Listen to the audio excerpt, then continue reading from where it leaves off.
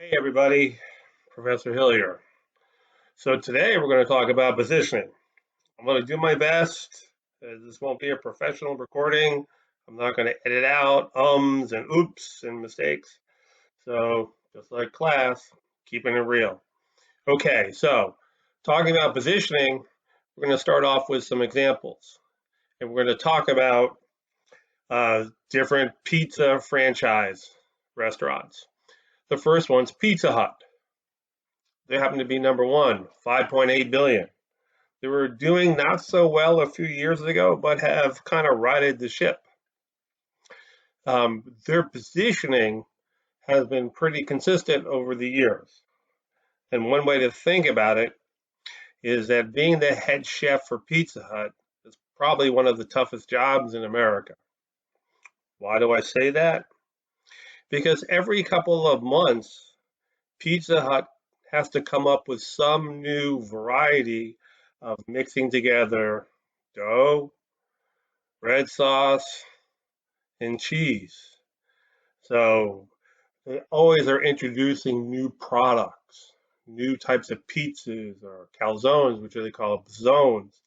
And the idea behind that, at least to me, is that as when people say, hey, let's get some pizza, instead of getting the same old, people say, hey, you know what? I want to try that double stuffed crust pizza.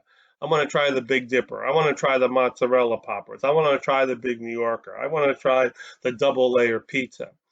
And that way, along with lots of couponing and discounting, they get people to the restaurant. So let's watch an ad from them. I'm going to have to get in and out of PowerPoint here, so bear with me.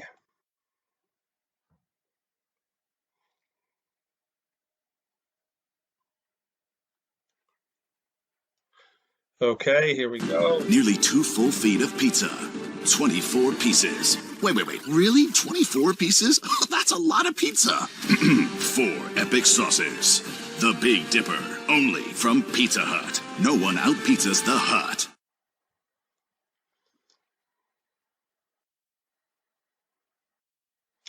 So the question to me, or I have for you, is what does that mean? Nobody out pizzas the Hut, right? So that's their tagline. That's what they're trying to say.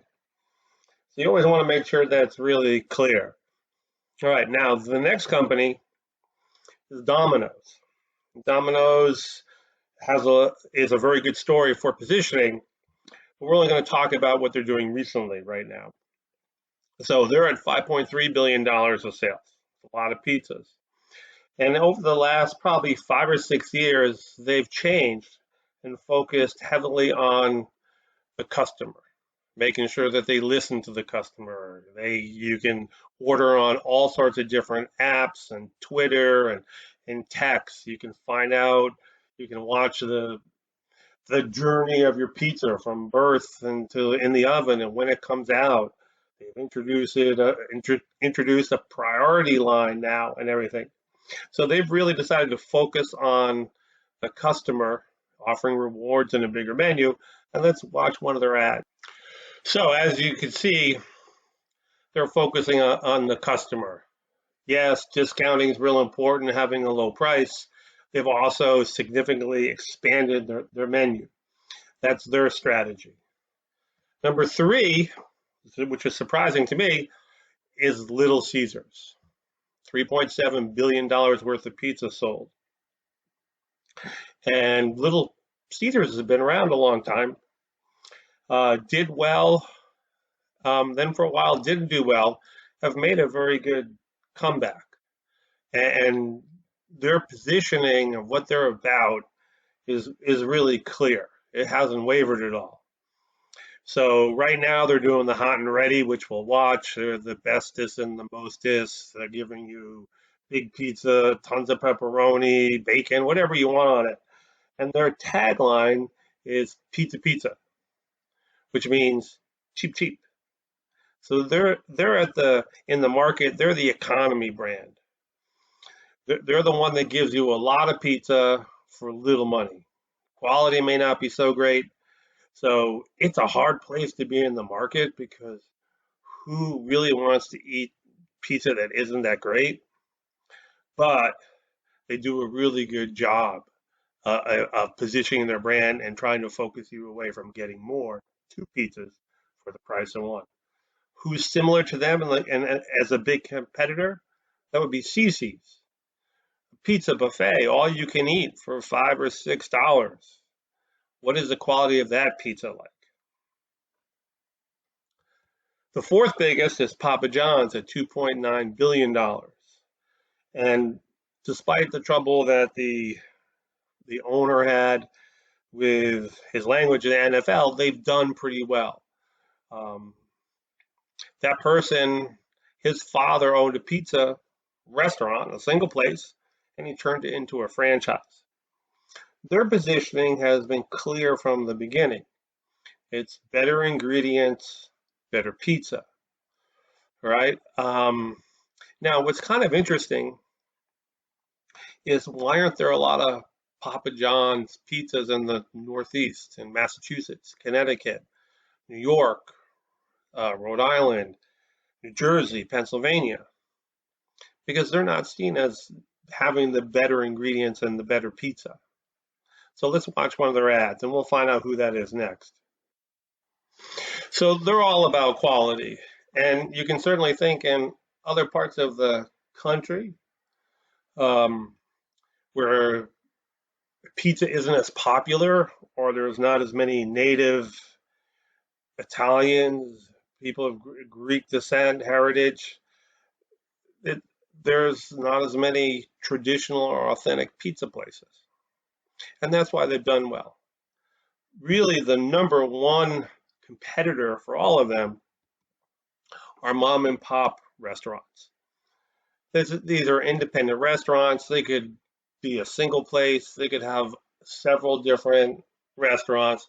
But these are the place where if you met an alien and they came to the Earth to try pizza, this is the place you would take them.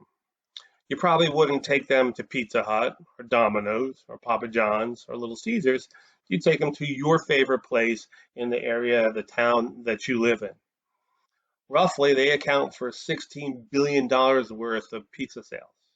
And their positioning, their perception is quality.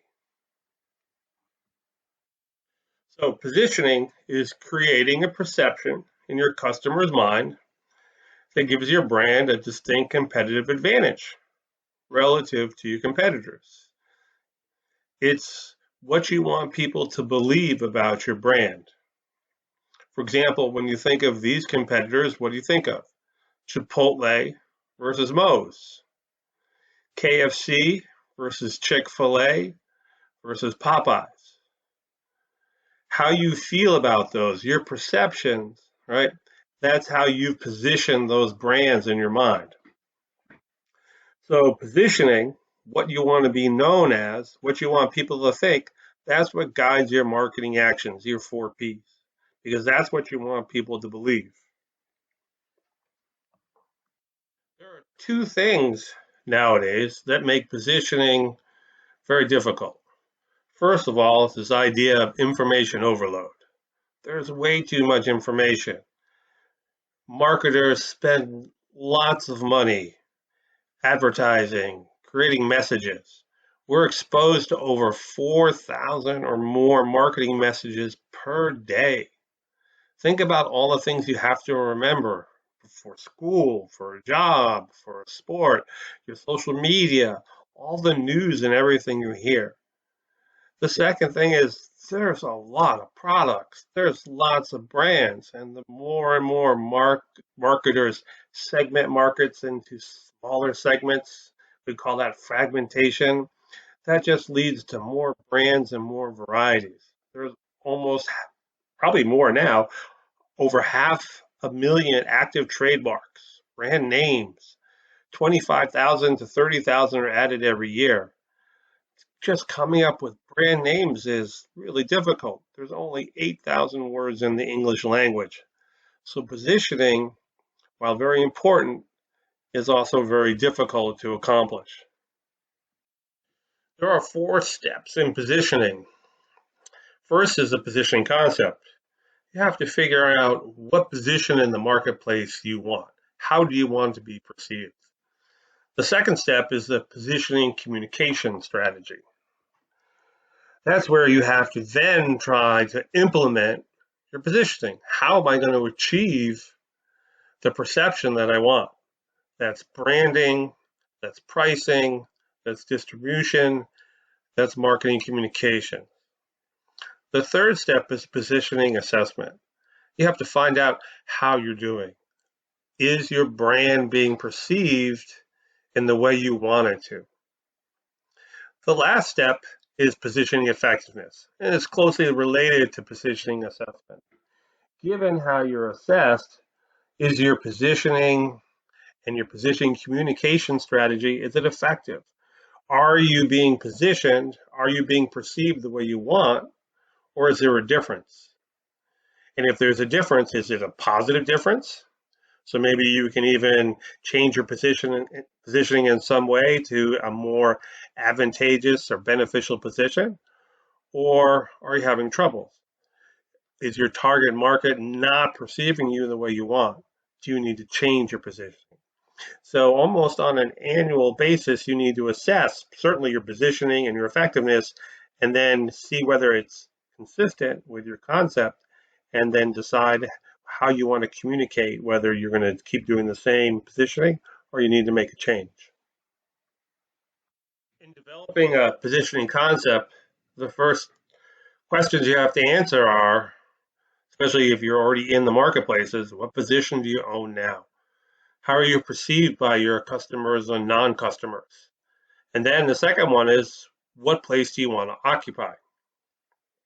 And certainly a consideration is, where are your competitors and what do people want? So a positioning map is often used to help understand the perceptions of different customers in your marketplace. Positioning maps come in all different types of flavors, but here's one for the Gap.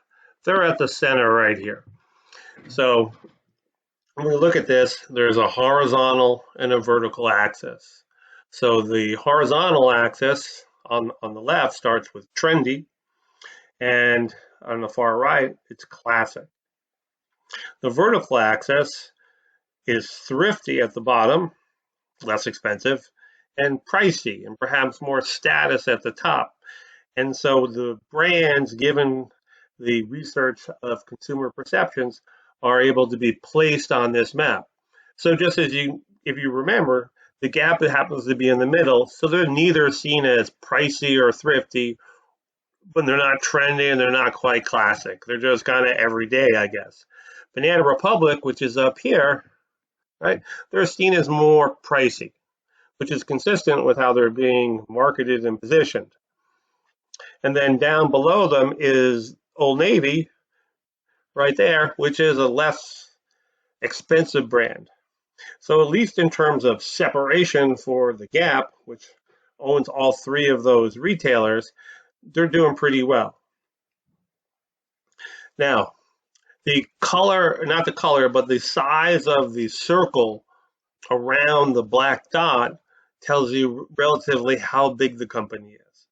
So for example, the Banana Republic is much larger than J. Crew, right? The blue color tells you that you're in this upper left-hand quadrant, which is one of the most desirable, pricey, and trendy, right? So these are the brands that normally do pretty well. Zara, Club Monaco, all right? The Top Shop, Urban Outfitters.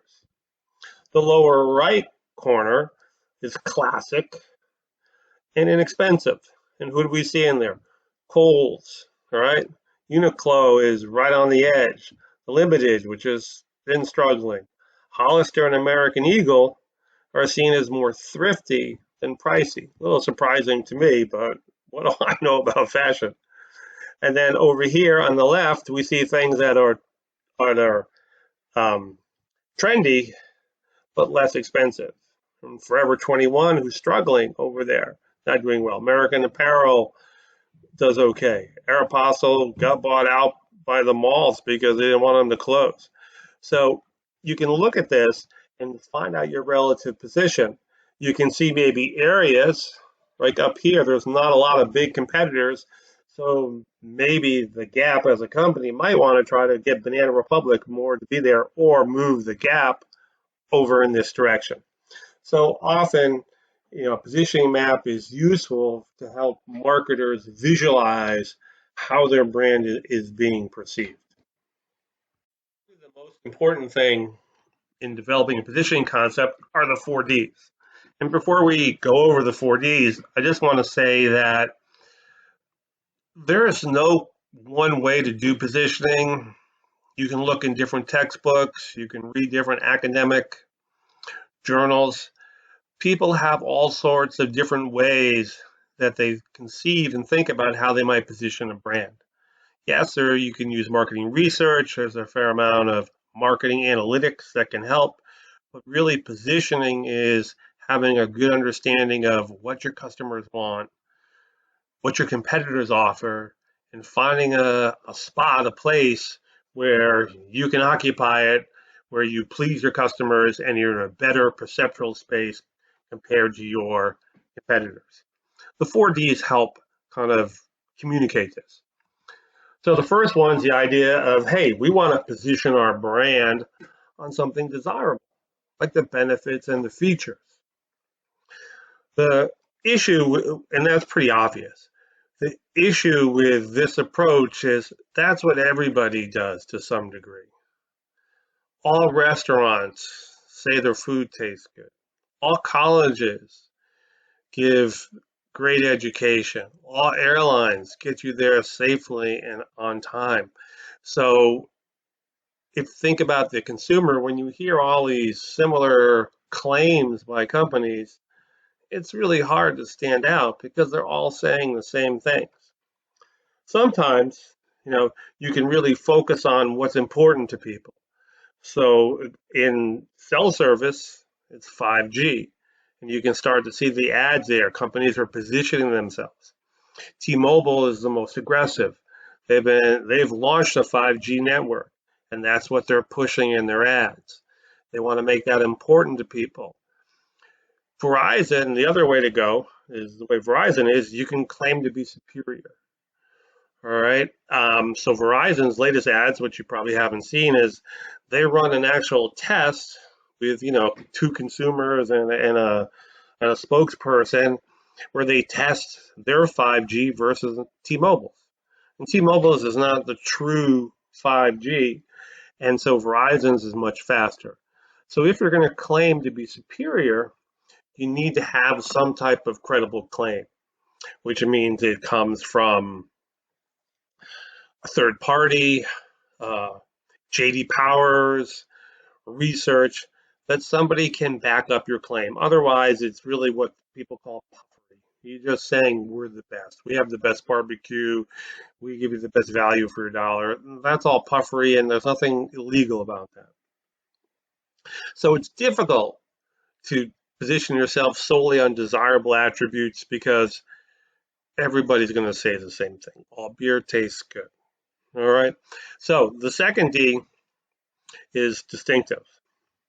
So the question I have for you is, who was the first person to fly across the Atlantic Ocean or walk on the moon? All right. The first one is pretty hard. All right. I wasn't around when it happened, but that was Charles Lindbergh. The first person to walk on the moon was Neil Armstrong.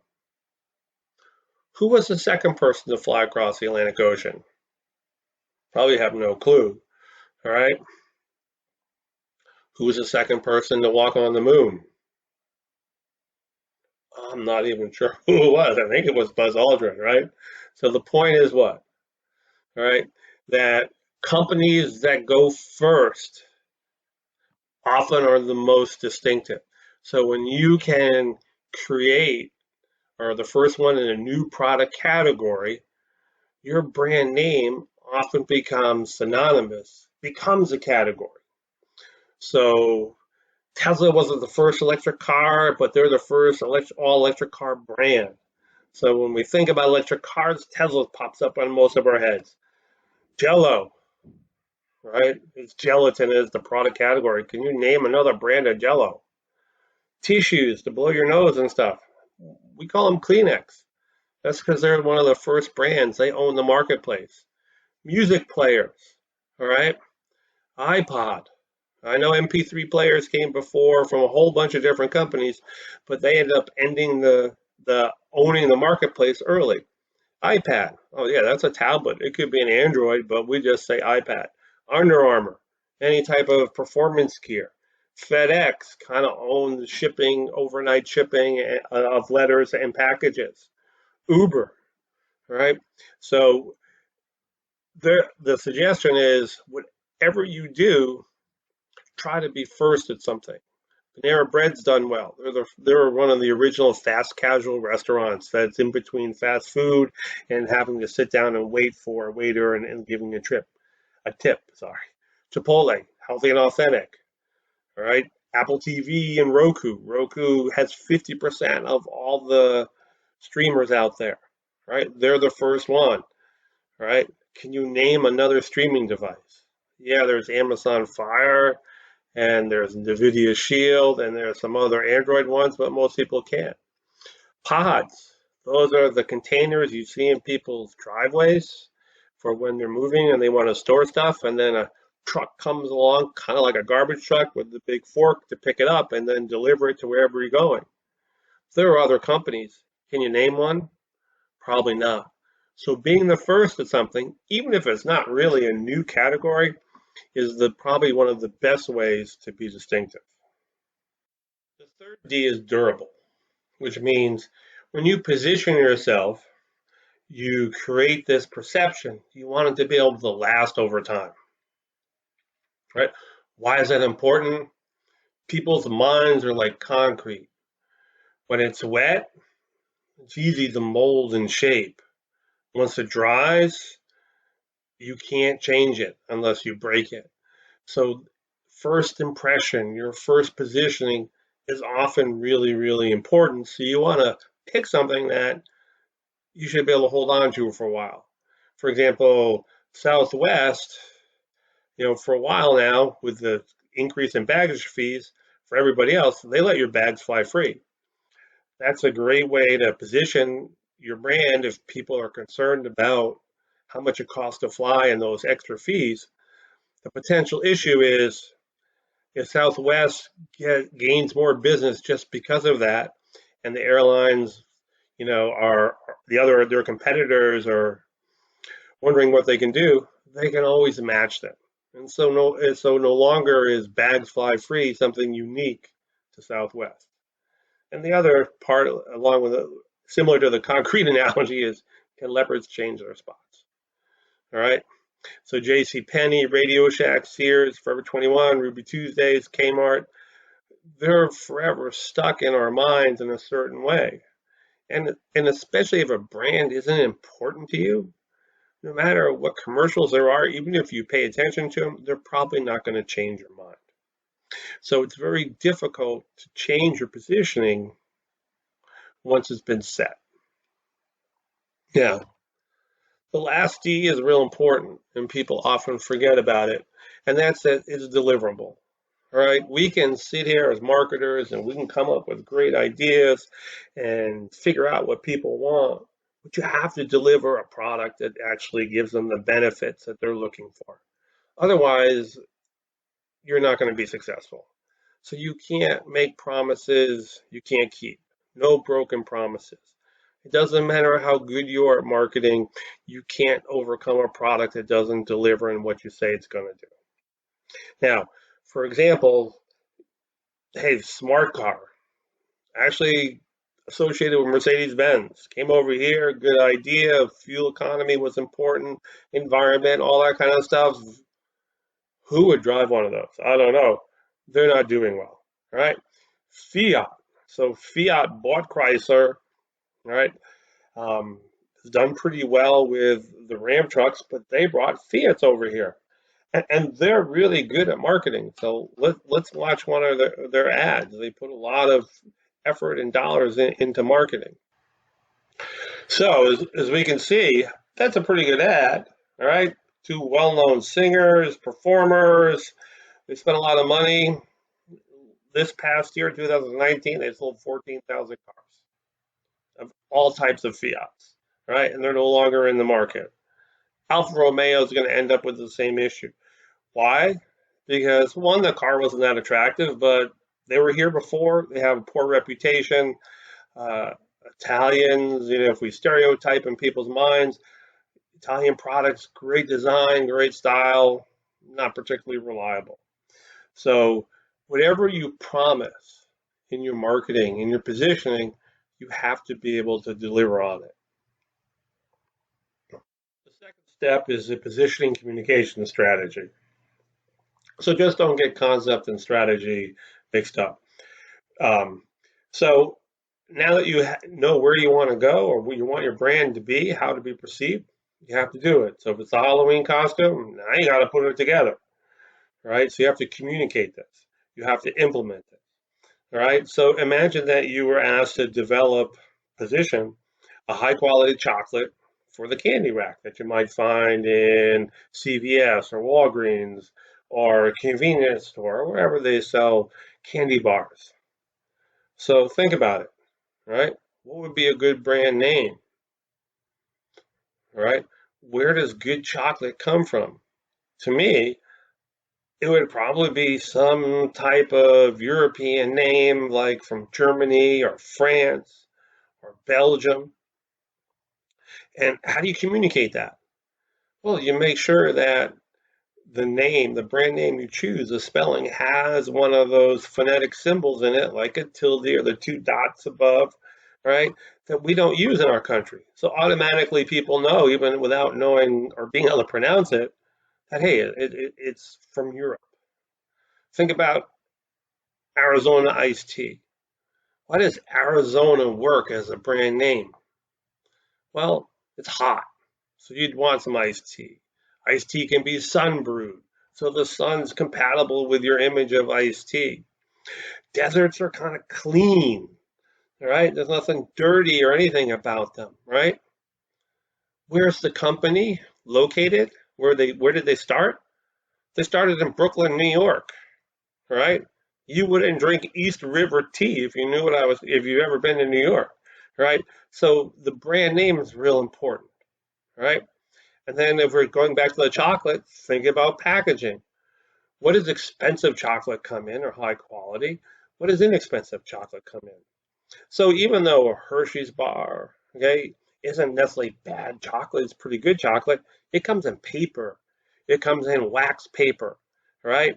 So if you want to communicate that it's a high quality chocolate, you're probably using foil, right? You're probably using, regal colors, maybe purple, maybe yellow, all right? But you're certainly not doing paper. What kind of shape would your chocolate be in? Right? A Hershey's bar, a Nelson's bar, they're flat, right? So probably you'd give it some type of shape. And there's other, three-dimensional shape, like whether it's a square or a circle or, some type of cube, all right? But you'd want to give it something unique and different, all right? And then pricing. How would you price it? Should you price it low? Should you price it same as everybody else or more? What would you expect for higher quality chocolate? You would expect to pay more, right? If you charge too little, people are like to say, wait a minute, there's a disconnect there. It's like going to an interview for a job, your final interview, you're one of the two candidates, but you forget to put on nice shoes and you wear red sneakers, right? One thing out of whack, right, can wreck everything. Promotion, right? That's you have to find the right vehicles, whether it's social media, whether it's television, whether it's doing some co-branding with another brand, right? And then distribution is important. Now I know in this example we said that it's going to be in a in a store like a CVS or 7-Eleven. But you certainly want to be careful about how the product gets sold. Would you want to sell this product to Ocean State Job Lot or any type of company that buys distressed or things that people can't sell and then marks it down really low? No, you don't, because that's just going to hurt your image. I know when I go to a store like that, I'm not going there to buy the food usually. Hey, if it's a brand name, I might buy it. But if it's a brand I'm not familiar with, and I don't care how nice the packaging looks and what the shape's like, why is it an Ocean State job lot? Why is it in this off discount place? It's probably not that good. I'm not going to buy it. So the point is, everything you do in marketing, all your four of your P's, product, price, place, and promotion, everything, packaging, all the events you create, your social media, they all go into supporting your positioning. The third step is once you've figured out your concept, gone through and developed a brand and done everything to communicate that positioning, to find out how you're doing. And there are several factors that determine how your brand is positioned in the marketplace. In other words, how the target market perceives your brand. One is your own marketing and how effective it is, and just as important, the performance of your brand. If you're delivering on your promise, you should be in pretty good shape. But if you aren't, then that's going to be a problem. It also relies on your competitors' marketing, what they're doing, what they're saying. Think about AT&T, Sprint, T-Mobile, and Verizon, right? Everything's heating up with the 5G type of stuff, so they're kind of going at each other. That influences people. The marketing environment has an impact. Take the coronavirus. Corona beer is down 30%. You can't get the coronavirus from Corona beer, right? But the association with the name is hurting them. And then probably the most important, but not the only one, is the idea of customer experience. One is, each customer's experience with the brand, and also indirect experiences. What they see other people doing with the brand, how they perceive their reactions to it, what other people say about the brand, whether it's face-to-face or online through social media or reviews. So as a marketer, you can't control all of that. That's the main point. But you have to account for all of that.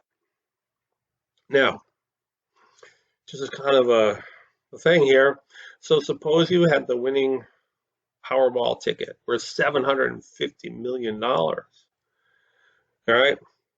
And you just realized it, and it has to be in Los Angeles by 10 o'clock tomorrow. Otherwise, you don't get it, right? You can't get on an airplane and fly because, unfortunately, you have a coronavirus and you're quarantined, or you're in jail and you have nobody you trust, right? But you can either pay FedEx to go, pay the United States Postal Service, or UPS. Who would you pick?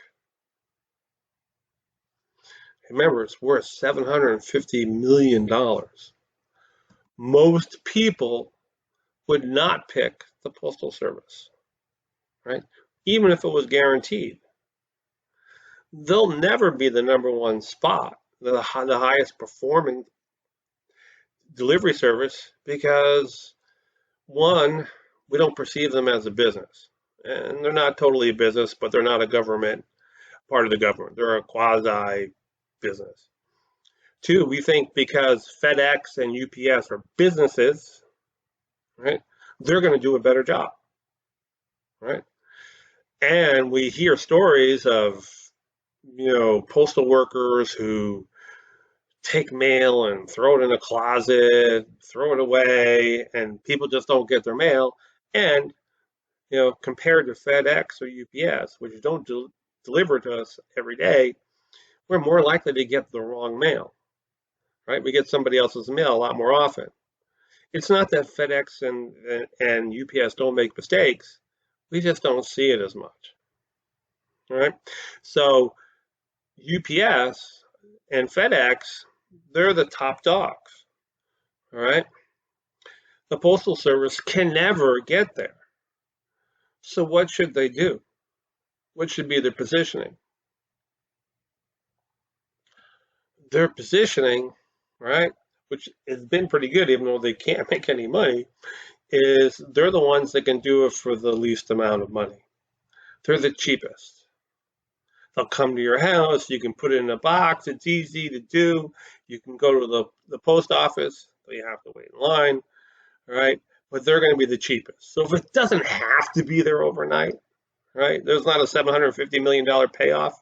You just like to get it there the next day or the day after that, because that's all they'll really guarantee. They'll use the Postal Service. Now, when you think about the Postal Service, one thing they've done pretty well is what's their big competitive advantage compared to FedEx, compared to UPS? Is that they go there. They go to everybody's house every day. They can make deliveries.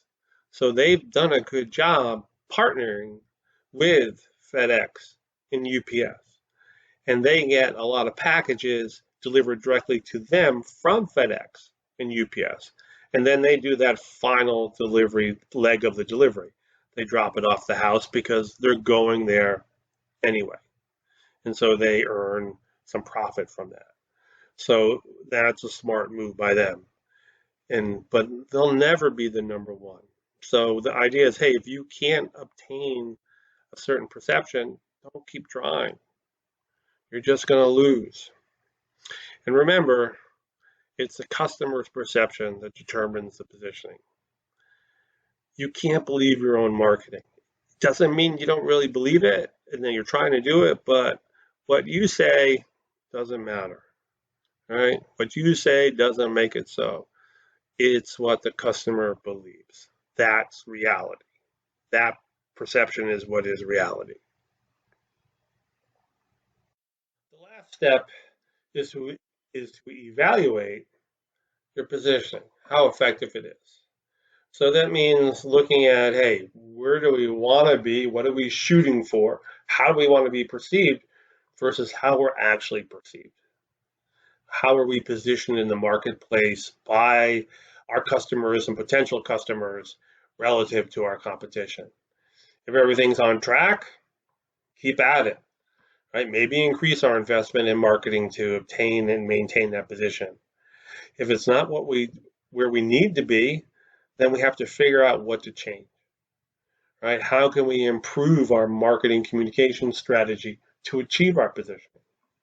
Or do we need to actually reposition our brand because we can't obtain that positioning regardless of how much we spend or how we change what we do? So repositioning is a difficult thing to do. So we'll go through a couple of examples here of companies that have done a pretty good job at it. And the first one is Domino's. So Domino's was started, I think, in 1980 by a college student, a sophomore, I believe, in Detroit, who was delivering pizza for a local pizza restaurant. And he said, geez, I could do this. So he quit school and started Domino's. And his positioning was Domino's delivers. They were the only pizza restaurant that delivered. Matter of fact, they were the only restaurant that did deliver any food. And they grew tremendously. They got really popular. Why? If you didn't want to get up and make dinner, or you didn't want to get up and go to the restaurant to eat or to pick up the food and bring it back home, you could just dial Domino's. They promised it in a really short time, within 30 minutes, or it was free. They had to stop that policy because the drivers were speeding in order to get it there in 30 minutes, and there was a couple of deadly car crashes with Domino's delivery vehicles, so that caused them to stop that. And everything was going really well for them until, the internet came along, and about, 10 years ago, what happened, right? Well, when people could easily place orders and not use the phone, other companies started to deliver. And delivery services like Grubhub and DoorDash, the first ones they developed, and they could do delivery for companies, 4 restaurants. And all of a sudden, Domino's, who never made particularly good tasting pizza, all right, they lost their competitive advantage. They lost the thing that they were positioning themselves on. It wasn't durable. And all of a sudden, they were in a lot of trouble. And what did they do?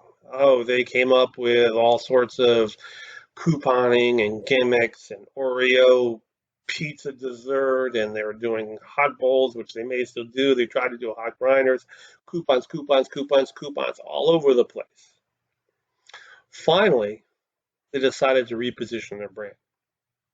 So what they did was they made some commercials. They improved their pizza and their design of how they were going to create their pizzas, how they're going to cook them, their ingredients and everything, and training.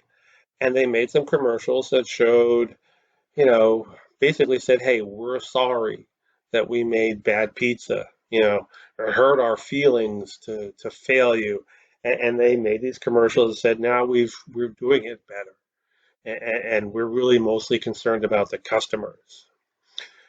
And those commercials work pretty well because one of the reasons they worked well was when you admit you're wrong, okay, at first, people are going to take what you say more credibly, right? So they apologized and said, "Yeah, we did a bad job. It made us feel bad. Let us make it up to you. Here's what we're doing." And then, of course, what did they do? They blew out pizzas for a long time for the 5-5-5 deal. 3 medium pizzas, $5 each. Did it for a couple of years, right? They're putting the garlic, sauce on the crust and everything like that. And their sales climbed up. They're number 2 when they probably weren't number 2 when they were at the lowest part. And everything they've done has focused on the customer. All right, they're the best of, as we said before, with online ordering. You can track the progress of your pizza. They have the new priority line. You get your pie when you walk right in. They call you out by name. The delivery insurance. So they work really hard and still coupon a lot, right, to maintain their positioning. So they're doing really well, and they're probably gaining on Pizza Hut. Pizzeria Uno is another example. Now, they're a private company, so there's not as much information, but I like to talk about food a lot. So Pizzeria Uno is the Chicago deep dish pizza, if you've never had it. It's pretty unique, and most of their restaurants are located near high traffic shopping areas, usually malls. And for a long time, they did pretty well. Now, I live near a mall, and there was a Pizzeria Uno, but they went out of business. So what could cause them to go out of business? Because their pizza is pretty good, right? So when you think about it, how many different restaurants are around a mall? So over the years around Buckland Hills Mall, there's been Outback Steakhouse, Chili's, Red Robin, Ruby Tuesdays, 99, TGIF, Olive Garden, Buffalo Wild Wings, Sonic, McDonald's, Noodle Company, Five Guys, Korean Barbecue, Friendly's, Frontera Mexican, Azteca Mexican, Carrabba's, Longhorn Steak, Macaroni Grill, Pepe Pizza, a Chinese restaurant, and I'm probably forgetting some. So think about it. So back when people went to the mall, everybody's out shopping. It's a social thing, a social experience. So decide to go out to eat, right? Somebody says, "Hey, let's go to Pizzeria Uno's." And then somebody in the group says, "Oh, I don't want to. I had pizza for lunch. I had pizza for dinner yesterday." Think how often we eat pizza. So the problem Pizzeria Uno had was even though they had other dishes, right? And they had a bar, nobody went there to drink. People would go to TGIFs or Outback. People didn't think of that. They only thought of pizza, pizza, pizza. So when people go out in a group, one person doesn't want pizza and you have 20, 30 alternatives, it's easy to find somewhere else to go. So several of them went out of business. They're really struggling. Actually, they declared bankruptcy where they would reorganize. What did they do? They became Uno's, or they became Uno's Pizzeria and Chicago Bar and Grill. They came up with a whole bunch of names, or I think now they're finally Uno Pizzeria and Grill. And they changed their interior. They're more of a tavern. They're more of a big bar with lots of TVs.